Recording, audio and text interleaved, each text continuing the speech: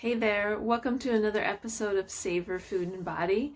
Today we're going to continue our deep dive into the principles of intuitive eating. And if you remember, a couple weeks ago we talked about what it meant to make peace with food. And last week we talked about how to reject the diet mentality and reclaim your health from diet culture.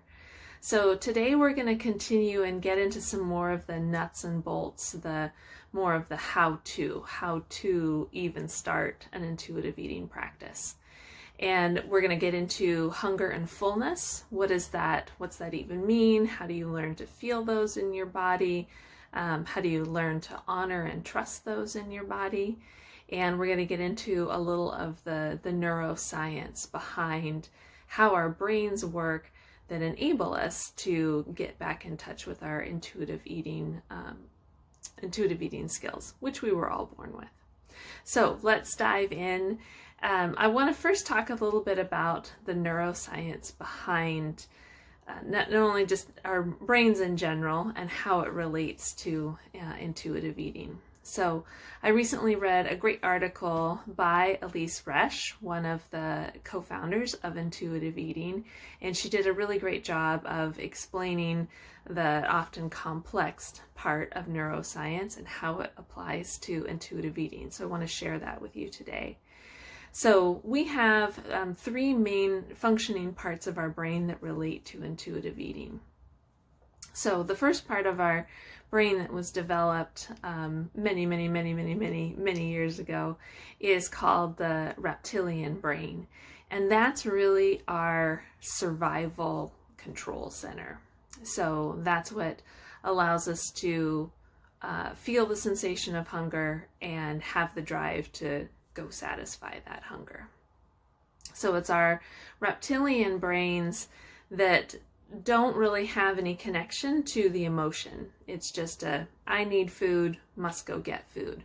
And that's going to be important to keep in mind when we start to talk about the hunger and fullness scale in just a second.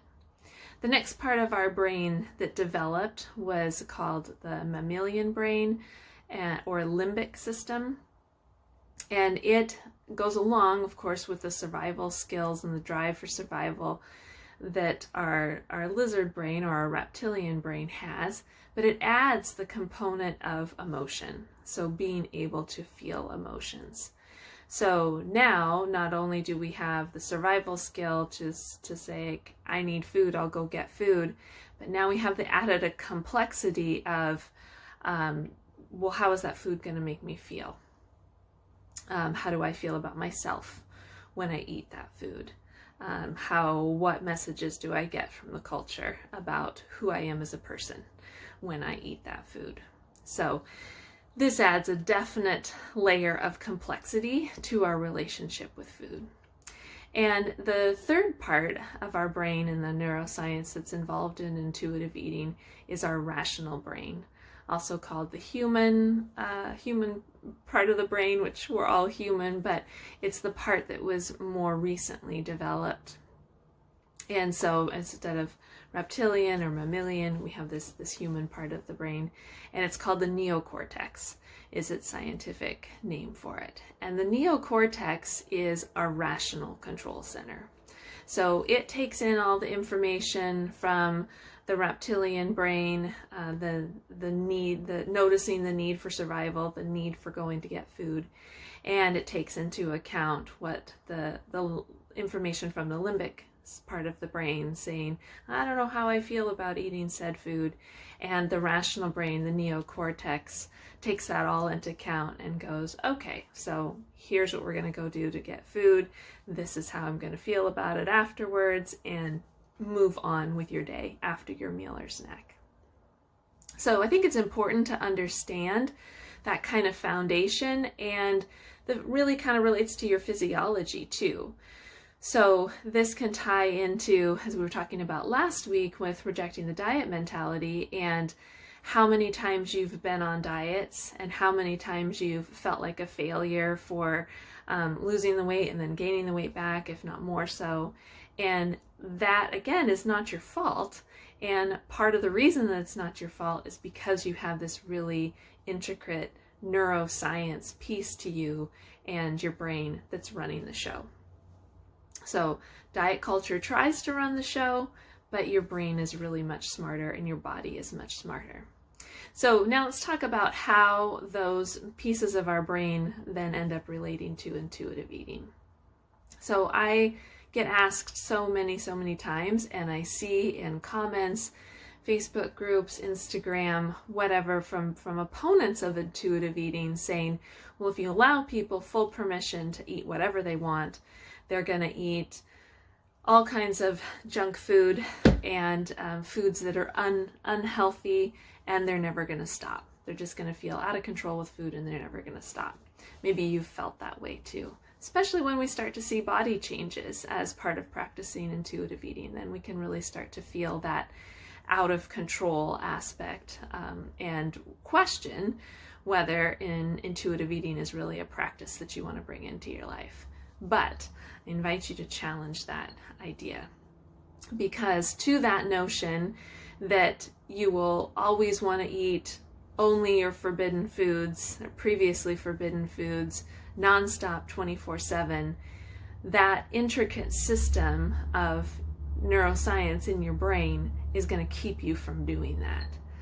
So when you initially start making peace with food and allowing unconditional permission to eat those previously forbidden foods, yeah, it is going to feel a little out of control. Your limbic part of your brain is going to be going bonkers with all kinds of critical thoughts, all kinds of judgment. And at the same time, your reptilian part of your brain is going, hey, this person hasn't fed me these foods in I don't know how long, and I don't know when she's going to feed them to me again. So bring it on. I want all of the food right now. So what happens though, as you sit in that space and you lean in to trust the process, is that your rational brain can take over, and it can, again, parse out what's the reptilian brain, what's its drive for, its impulse to have more of that food, what is the emotional connection to that food, either noticing that there has been deprivation and why has there been deprivation and what emotions are tied to that deprivation, and then finally making the rational decision of looking at the food simply just as food and as a collection of nutrients, and assessing if you're hungry and that sounds good to you, great, let's eat that. Eat it, move on with your day.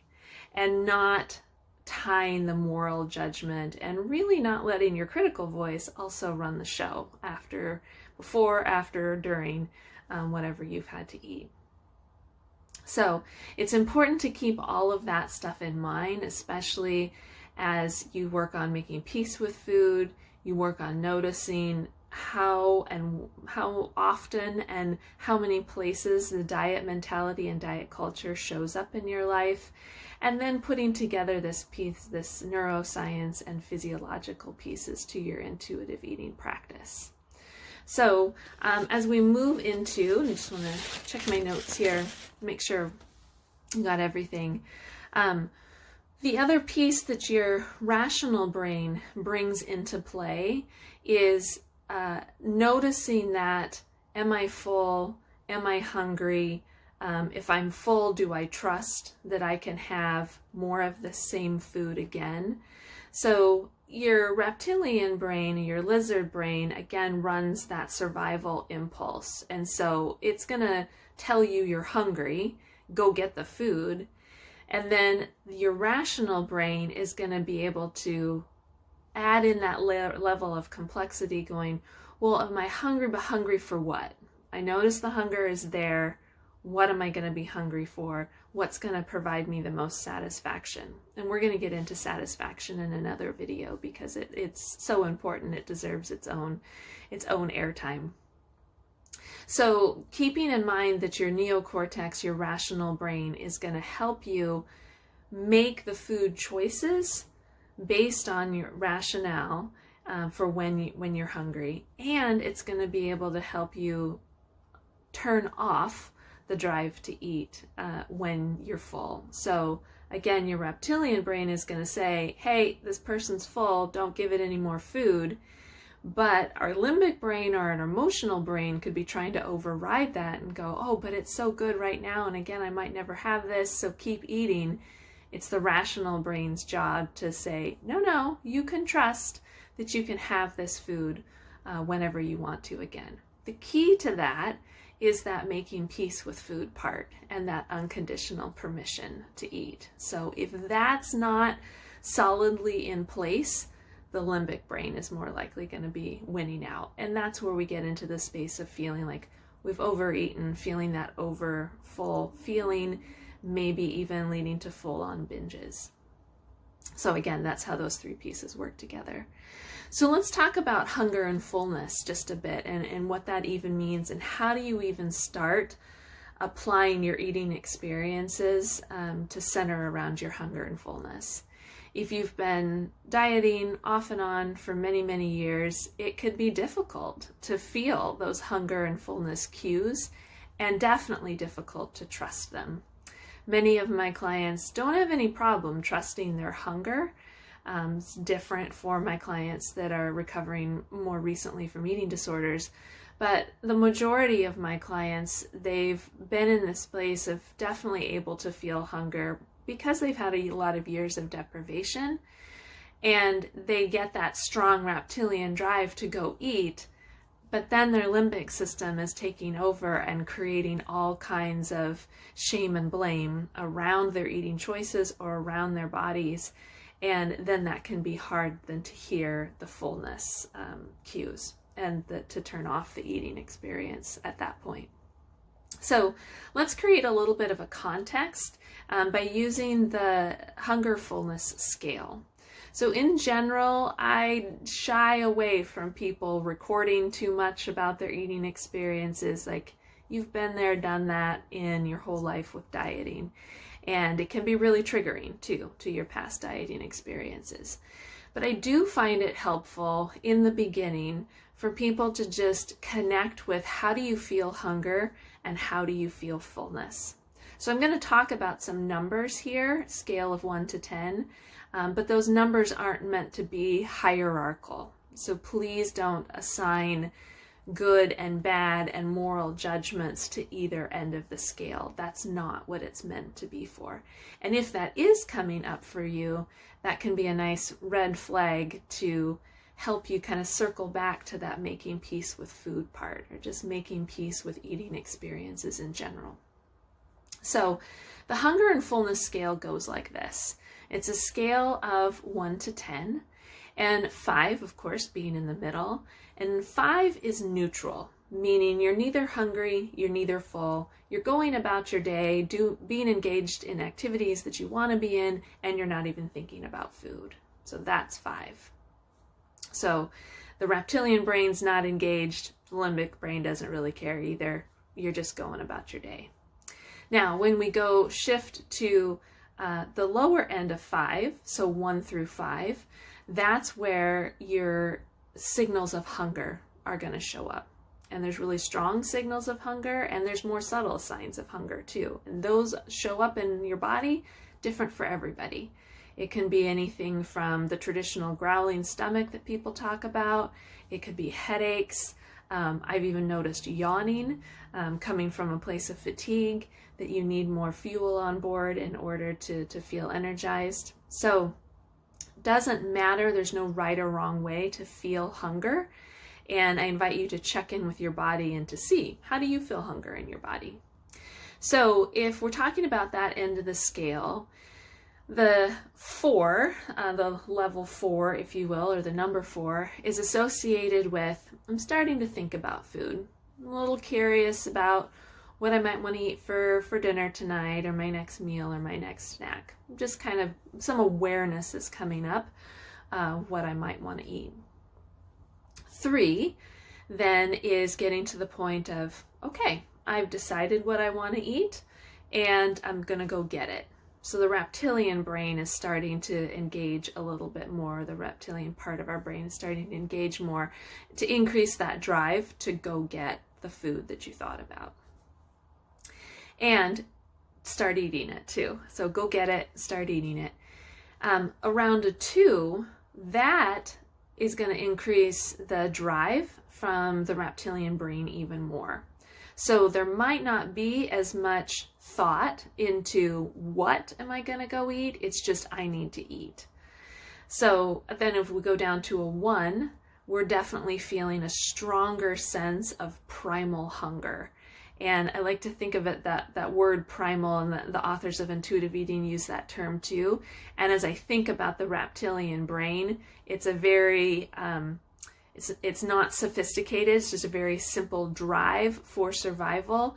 And to me, that just feels very primal. It feels like the primal era in our history, in the history of the planet. And so that's how I associate that word with being at a level 1 of hunger. So how does that play out in your life? That's where you're like, I don't care what it is. I just need all the food in my belly right now. Empty the cupboards, empty the fridge, just get it in my body. So that's a 1. That's that really strong primal drive to satisfy your hunger. So again, we have the primal drive to satisfy hunger down around 1. 2 is we're definitely interested in eating with urgency. 3 is we've thought about what we want to eat, we've gone to get it, and we're able to sit down and eat it with a level of enjoyment without feeling rushed, without feeling that urgency. Number 4 is we're starting to think about food, maybe where we might need to go to get what we want to eat. And then of course 5 is we're not really interested in food at all. We're just going about our everyday. Now let's talk about the fullness part of things. So as many of you have probably experienced at some point in your life, you probably know what a 10 on the fullness scale feels like. That's the pants are unbuttoned, unzipped, or we're wearing the comfy yoga pants, belly distended, just not feeling well, just feeling very, very full. There can be a lot of guilt and shame tied to feeling that level of fullness, and really want to be over feeling this way. This is where, when we're talking about disordered eating and eating disorder behaviors, when someone gets to this level of fullness, they might start considering compensatory behaviors too. So again, checking in with what does that feel like in your body. My experience is a lot more people know what that extreme fullness feels like, as opposed to more subtle signs of fullness. So let's work our way backwards then. So an 8 or a 9 on the fullness scale is still a level of discomfort, but it's not the sickness feeling of discomfort. So yeah, we probably want to put on some more comfy pants, but we're not feeling the urge necessarily to those compensatory behaviors, which by the way could be just starting another diet. That could easily be a compensatory behavior and thought that comes into your brain when you spend more time in that too full state, that 9 to 10. So as we go on down to the 7 range, that's where you're feeling noticeably full. You know that there's food in your stomach, but it's not a discomfortable feeling. You know that there's there. You can turn food away, and again with your rational brain, and move on with your day, with your life, with your evening. Around the 6 level, you might start feeling levels of not necessarily fullness, but just knowing that there's food in your belly. But for most people, I find that 6 is not where they need to stop eating. They know that they're being fed, like they have that awareness, they have awareness that there's food in their stomach, but they haven't hit a satisfaction factor yet. They're still very much enjoying how the food tastes, and they want to eat more. There's an urge to eat more. So the reptilian brain is still supporting eating more. So again, we're going to get into satisfaction in another video and kind of parse that out even more. What's the difference between 6 and 7? And a lot of that has to do with satisfaction. So, and then once again, 5, not really thinking about food and just living your life. So 6, you're feeling that there's food in your body and in your belly, but you're definitely interested in still eating more and enjoying the flavors and the taste. 7, you're noticing that fullness is showing up in your body. The foods may or may not be tasting quite as delicious as they first did when you first started eating, and you're starting to think about moving on from your meal or snack. 8 into 9 is noticing, oof, I'm full, definitely full. Maybe I've eaten a little bit more than I wanted to, but that's okay. And then 9 into 10 is oh my gosh, how did I eat so much? Again, the shame and blame, and considering compensatory behaviors, including starting another diet tomorrow. So how do these two sides of the scale relate to each other? This is super important. So remember when I talked about the allowing unconditional permission to eat? If there's any conditions around what you're eating, like say, for example, well, I'm not supposed to eat until I get down to a 1 or a 2. I'm not supposed to eat until I'm ravenously, primally hungry. Then when you have that thought, when you have that conditional thought around when you should be eating, and you don't allow yourself to eat until you're primally hungry, you have a very good chance of overshooting that subtle sign of fullness and going right to a 9 or a 10. So many of my clients, if they don't feel like eating much during the day, or they have really busy schedules and they're not able to eat more during the day, they can show up to afternoon, evening time, happy hour, feeling much more hungry than they would like. They're definitely in that primal hunger stage, and they easily shoot through to feeling overfull by the time we've had dinner, we've had dessert, and we're watching TV and enjoying some snacks in the evening time. So keeping an eye out for any diet mentality that's around you shouldn't eat until you're absolutely hungry, until you're primally hungry, and what that could lead to. Because again, when you get down to that end of the scale, that primal drive, that limbic part of your brain, that drive for survival is going to kick in hardcore, and it's going to make sure that you get all the food right now. The other part too, when it comes to feeling more subtle fullness, is to be aware of the limbic system and the limbic brain coming into play, and what emotions might be coming in with that. Again, the limbic part of our brain can be responsible for any shame or blame of starting to feel fullness. And that is how intuitive eating can turn into a hunger-fullness diet, which is not what we want, is not the point. The point is to get to know your body and tune in with your own hunger and fullness cues, and trust those and honor those by using your rational brain to do so. So again, how the scales relate to each other: if you get primally hungry, you're easily going to get overly full, and that can ignite that self-judgment from the limbic part of the brain. Okay, so when people often ask me, like, well, okay, where should I be eating? And again, I use the word should in the quotations because everybody is different. So on the scale, I find for most folks, the sweet spot is kind of between 3 and 7. And again, there's no judgment to any of these numbers. They're not meant to be hierarchical at all. It's just a range, it's just a scale. So in that 3 to 7 spot, again, 3 is you were interested in food, you went and found the food, and you're ready to start eating the food. And when we start eating at that point, we're more likely to find enjoyment with food. We're more likely to not feel that rapid pace of which we need to be eating, again, to get in all the food right now because I'm so hungry. We're able to eat at a more mindful pace and noticing the flavors, noticing the textures, noticing if we want anything different or we want to add anything to our meal.